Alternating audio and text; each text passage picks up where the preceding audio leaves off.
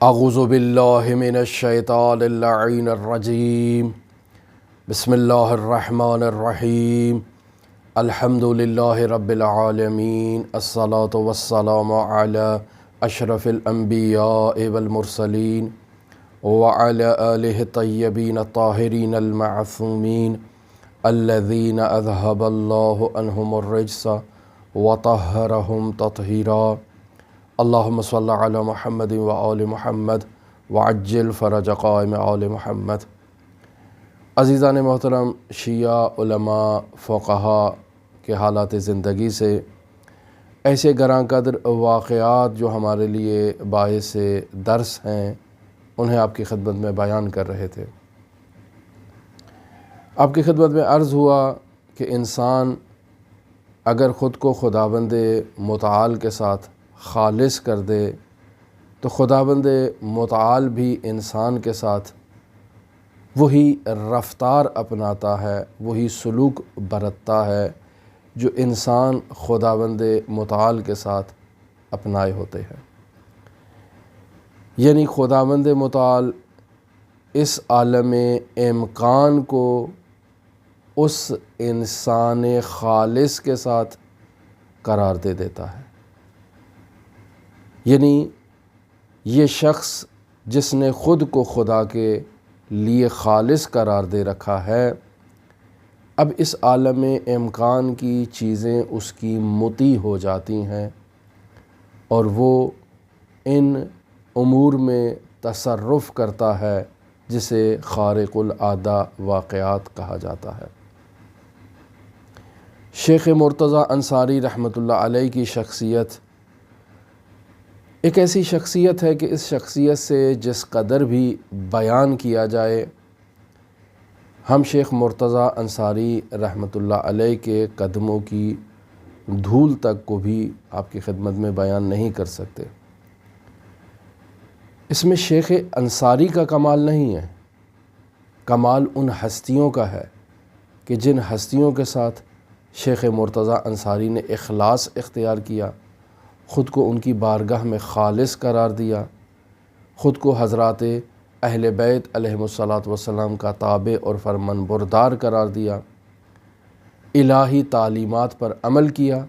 اور اب خداوند متعال نے اس عالم امکان کی موجودات کو شیخ مرتضیٰ انصاری رحمۃ اللہ علیہ کے خدمت میں قرار دیا تاکہ وہ ان وسائل کے ذریعے سے اللہ کے بندوں کی خدمت کر سکے۔ سید محمد طاہر شفیعی دزفولی، چونکہ شیخ مرتضیٰ انصاری کا تعلق دزفول سے تھا، آبائی ان کا شہر تھا، تو یہ سید محمد طاہر اپنی دادی سے اس واقعے کو نقل کرتے ہیں کہ شیخ انصاری کی عادات میں سے ایک عادت یہ ہوا کرتی تھی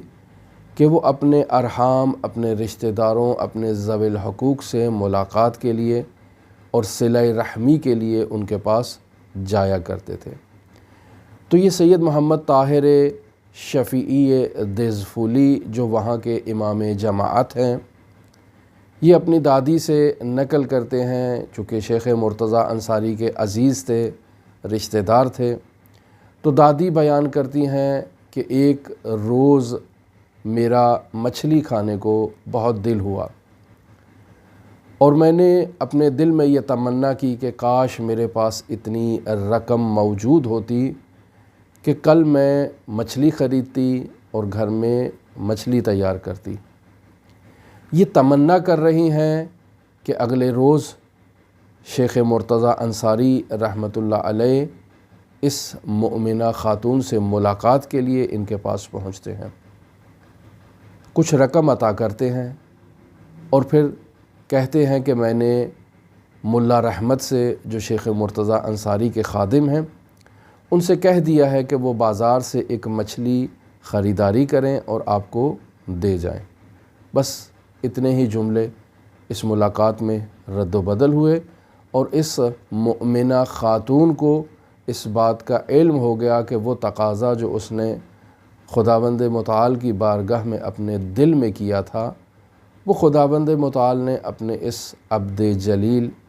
اس عالم، اس فقیہ کے ذریعے سے اس تقاضے کو اجابت کیا اور رقم بھی مل گئی اور مچھلی بھی مل گئی۔ ایک اور جو شیخ مرتضیٰ انصاری کے شاگردوں کی فہرست میں ایک شاگرد ہیں، ان کے بیٹے سید اسد اللہ دزفولی، وہ اس واقعے کو نقل کرتے ہیں اپنی والدہ سے۔ والدہ بیان کرتی ہیں کہ جب آپ کے والد بزرگوار شیخ مرتضیٰ انصاری کی شاگردی میں تھے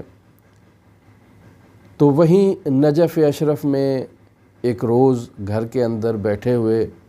وہ اپنی کتابوں کا مطالعہ کر رہے تھے کہ مطالعے کے دوران میں نے مشاہدہ کیا کہ آپ کے والد ایک فکر میں غرق ہو گئے اور کسی فکر میں اس قدر مگن ہیں کہ انہیں احساس نہیں ہوا کہ وہ کہاں ہیں اور کیا کر رہے ہیں۔ میں نے نہایت تعجب کیا کہ یہ اچھے خاصے بیٹھ کر مطالعہ کر رہے تھے، ان کی سوچ اچانک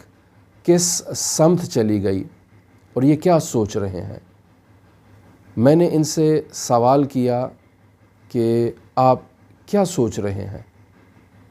تو مجھے جواب دیتے ہیں کہ میں 80 تومان کا مقروض ہوں اور اب جب مطالعہ کرنے کے لیے بیٹھا ہوں تو میرے ذہن میں یہ سوچ آ گئی کہ یہ 80 تومان کی خطیر رقم میں کیسے قرض کے ادا کروں گا، اور اسی سوچ میں ہی میں پریشان ہو گیا اور مطالعے سے غافل ہو گیا۔ لہٰذا پریشانی کا عالم ہے، مطالعہ کیا، سو گئے۔ رات کو عالم رؤیا میں ایک خواب دیکھتے ہیں اور فوراً بیدار ہو جاتے ہیں اور بہت خوشحال ہیں۔ زوجہ پوچھتی ہیں کہ آپ بیدار ہو گئے، کیا ماجرا ہے؟ رات کو آپ پریشان تھے، اب آپ بیدار ہو گئے ہیں اور پھر خوش بھی ہیں، اس کی بنیادی وجہ کیا ہے؟ تو فرماتے ہیں کہ میں نے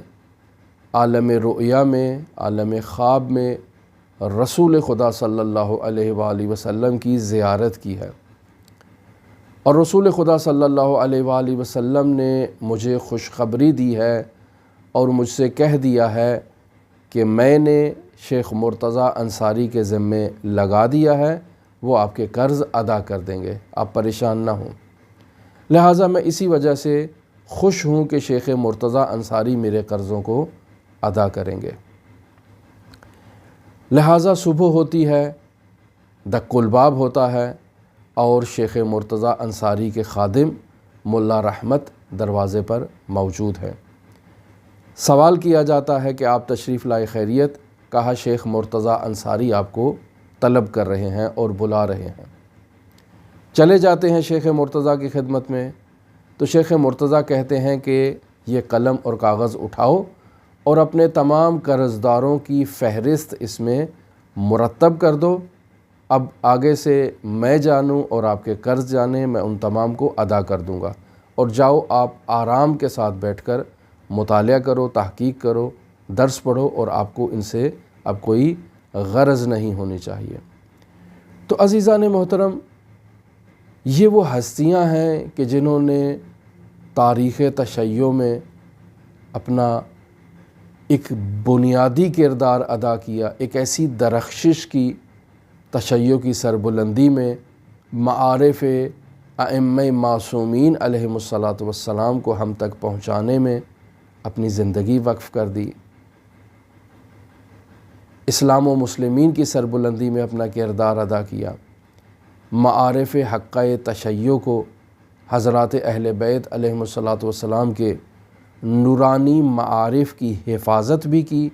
اور ان نورانی معارف کو ہم تک منتقل بھی کیا۔ شیخ مرتضیٰ انصاری ایک ایسے عظیم الشان عارف ہیں کہ جن کی قدردانی حوزہائے علمیہ میں جس قدر بھی کی جائے، حق قدردانی ادا نہیں کر سکتے۔ یہی ان کی آثار، ان کی کتابیں، ان کی تحقیقات اگر آج درست انداز میں ایک طالب علم انہیں پڑھ لے تو وہ مجتہد مسلم قرار پاتا ہے، اس کے اجتہاد میں کوئی شک نہیں کر سکتا اگر درست پڑھ لے تو۔ لیکن افسوس کہ جہاں مؤمنین ایسی جلیل القدر شخصیات سے غافل ہیں، وہاں علمی طبقہ اور علمی حلقہ بھی ایسی جلیل القدر شخصیات کے آثار کو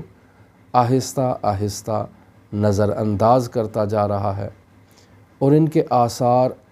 حوزہائے علمیہ میں متروک قرار پا رہے ہیں، جبکہ یہ روش درست نہیں ہے۔ وہی سنتی نصاب تعلیم جو حوزہائے علمیہ میں موجود ہے، ہمیں یہ چاہیے کہ اسی سنتی نصاب تعلیم پر عمل کریں، اسے پڑھیں اور اپنے شیڈول کا حصہ قرار دیں۔ ان ہستیوں نے جو ایک ایک نقطہ تحریر کیا ہے، لکھا ہے، اس کے پیچھے ان کی ریاضت نفس، ان کا تقوی، ان کا خلوص، ان کی پاکیزگی، یہ سب شامل ہے۔ ان کتابوں کے اندر ان ہستیوں کی جو ارواح ہیں وہ ان کلمات کے ساتھ موجود ہیں۔ ایک طالب علم اگر ان نورانی کتابوں کو پڑھتا ہے تو اس سے اس کے وجود میں نورانیت پیدا ہوتی ہے۔ یہ ہستیاں خود مدد کرتی ہیں، حضرات اہل بیت علیہم الصلاۃ کی بارگاہ میں ایسے طالب علم کی شفاعت کرتی ہیں جو ان کے آثار کو پڑھتی ہے اور ان کے آثار کا مطالعہ کرتا ہے، تحقیق کرتا ہے، محنت کرتا ہے، جستجو کرتا ہے۔ تو حضرات اہل بیت علیہم الصلاۃ ان پاکیزہ علماء کے آثار کو پڑھنے کی بدولت اس طالب علم کے علم میں برکت ڈال دیتے ہیں، اسے زہد و تقوی عطا کر دیتے ہیں،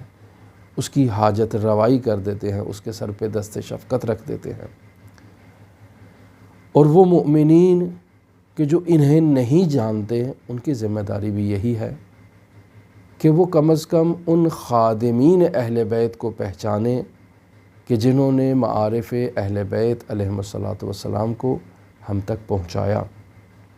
زحمت کی، محنت کی، تحقیق کی، جستجو کی۔ ہماری دعا ہے کہ خداوند متعال